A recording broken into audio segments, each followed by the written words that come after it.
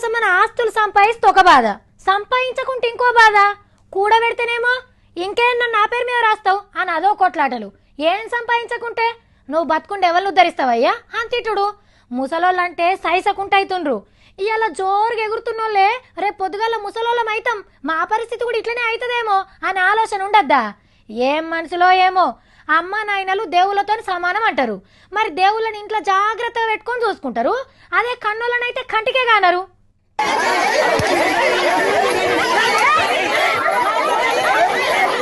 అయ్యో గట్ల కొడుతుండ్రు. ఒక్కొల్లన్నా ఆపుతలేరు కదా.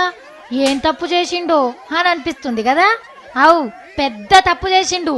బతుకున్నప్పుడు నాయనకు నరకం చూపించిన కొడుకులు ఆయన జీవి తీసుకున్నాక వచ్చేడిస్తే ఎవరుకుంటారు? ఉరి పెట్టుకున్న గీ తాతది నల్గొండ జిల్లా బేగంపేట అనే ఊరు. ముసలామె ఎన్నడో కాలం చేసిందట.